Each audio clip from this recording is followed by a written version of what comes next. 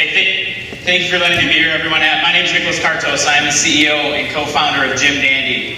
GymDandy is trying to get into the $10 billion market of athletic space. And if you think about it, sports doesn't happen if you have nowhere to play, right? If you don't have a gym, if you don't have a soccer field, whatever it is, you can't play. And people are spending hours of time on this issue of scheduling space. What it really breaks down to is that 90% of the time that you need an athletic space, you're doing it through email, through phone, through fax, through web forms, etc.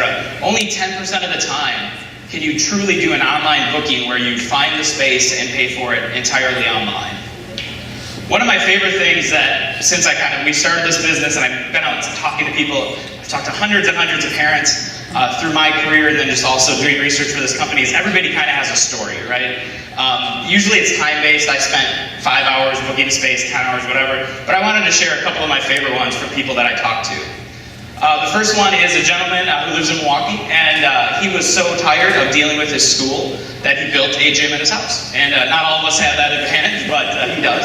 And he actually is an investor because he experienced our pain and came along to help us out. Another one, a friend of mine's daughter played club volleyball, and they had to practice. The place they got was 40 minutes away from his house, and it was 40 minutes away from all of the parents' houses, but it was the only gym they could get. So the parents had to drive all the way across town, and they weren't going to drive home and then drive back, so they hung out at Culver's and ate custard, and he gained 10 pounds, right? So that unfortunate circumstance of bad gym management. The last one, another person I met in my research, her daughter was playing on an AAU club basketball team. It got expensive. The parents decided to start their own team. They ended up practicing at a bar before the volleyball league started. So not ideal situation there either. So what you basically have is you have this huge supply and huge demand on each side. If you look at the demand side, there's over 75 million team sport athletes in the United States.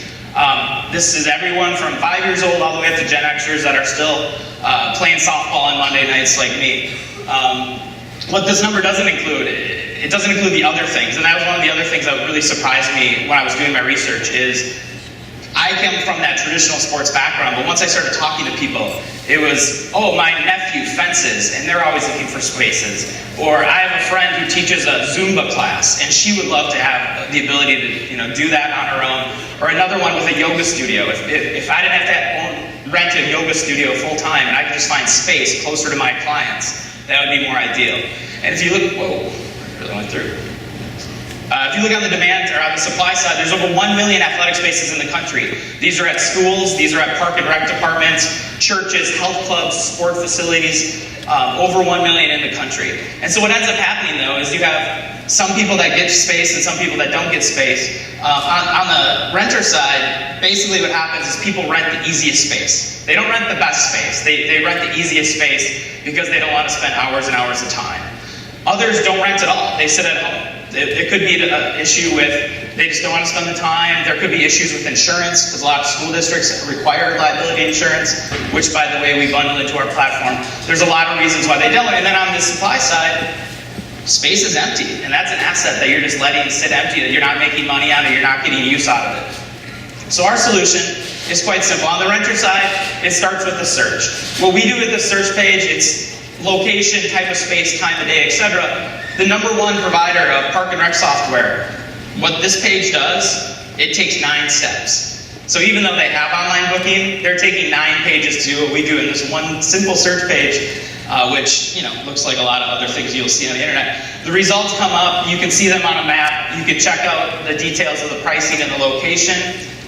You can also filter, so you can say, I want a gym that has 6 basketball hoops, or I want a baseball diamond with a scoreboard, etc. You can filter so you can find the right space for you, and then you can drill down. You can go to that page of that facility, you can learn more about it, you can see photos, you can get information. The second part is to book.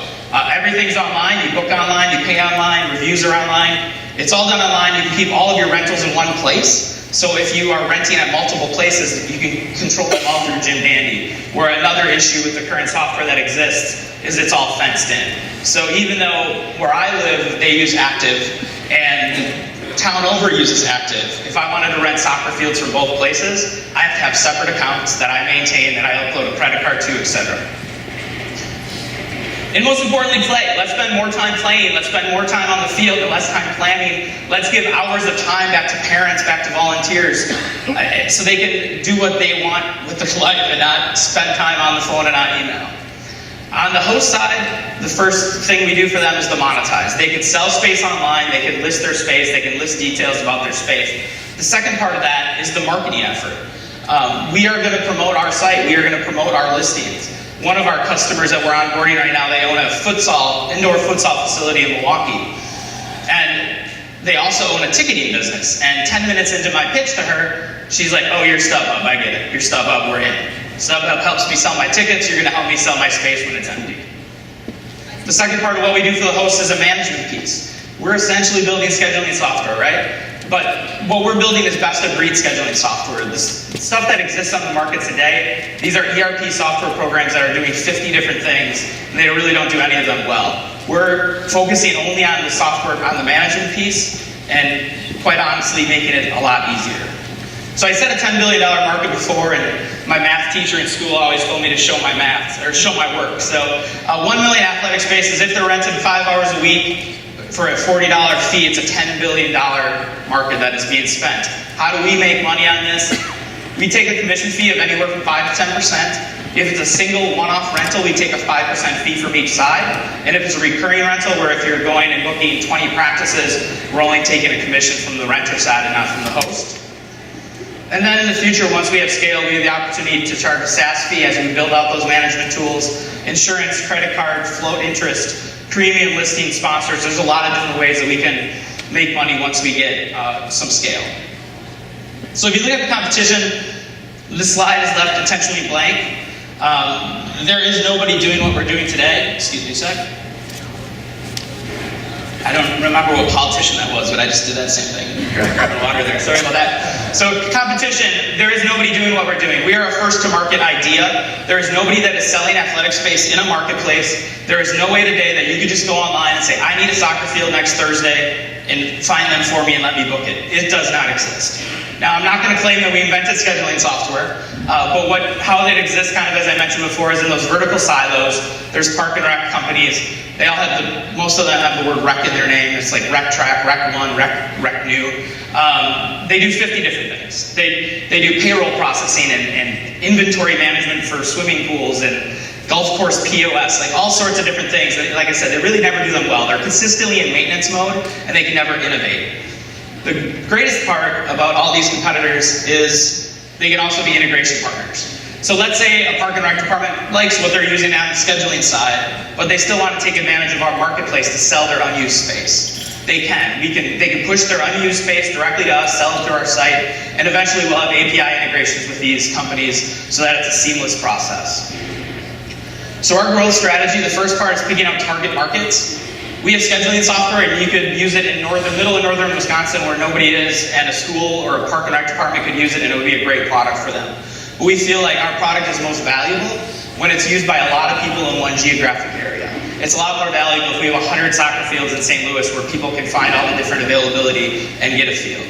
So we're going to pick these target markets based on population, based on income, based on things like livability scores and activity scores that people keep track of, because we want to get in the most active communities that like being active and playing sports. We're creating a listing service. So this is kind of maybe similar to like Yelp, where we are going into these geographic areas. We already have this built in Madison and Milwaukee, where you can do all of your research through our site. Because not only does it take a long time when you're on the phone with people and you're emailing people back and forth to actually book the space, you're usually putting in an hour or two at least of research time, going to 50 different websites that all look different, that are all navigated differently.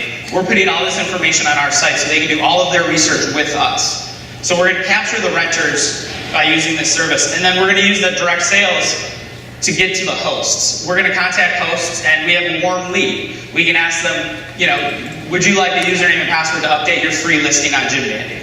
And then that's our intro to them, and then we can start talking about, by the way, did you know you can sell your unused space? Do you know we market for you? Do you know we advertise for you? Do you know we have these management tools? It's our intro into these relationships. And like I said, the promotion is the last piece. Once we have geographic density in an area, we will be social, search marketing, plastering the walls with flyers, pretty much anything to get people interested in booking time through GymDandy. So if you look at the exit potential, Jason alluded to this earlier, kind of the leaders in the industry. Sport Engine, it was mentioned I worked there. So thank you, by the way, a couple Sport Engine folks are in the audience today, and I appreciate them coming out.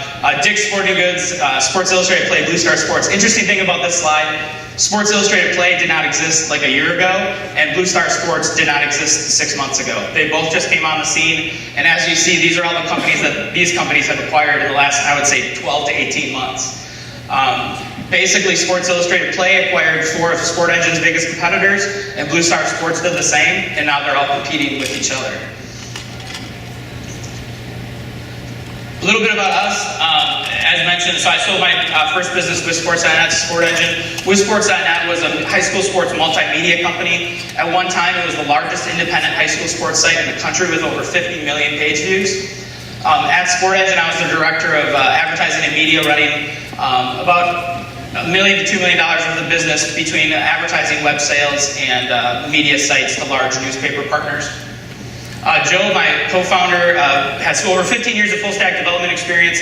Most recently, he worked at Propeller Health, which is an IoT asthma inhaler thing in Madison, where he was a full-stack developer. And before that, he worked at Sonic Foundry, which is a publicly traded distance learning company, where he was the director of operations, where he managed over 20 people in a $24 million pipeline.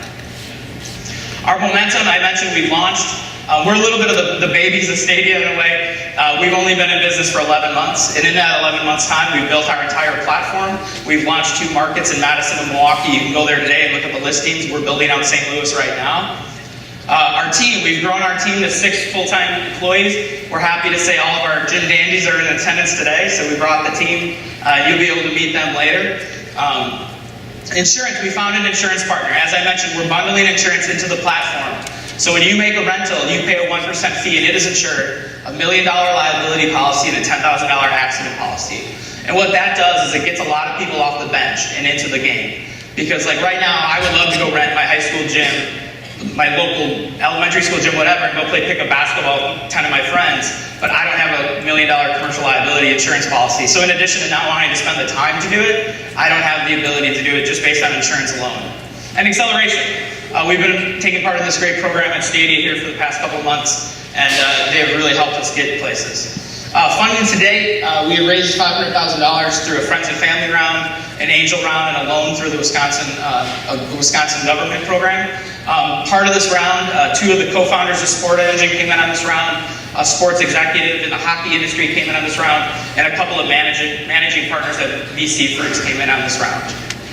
Right now, we're raising another seed round, $500,000 at a safer convertible note. We're announcing it today. This is the first we're talking about it.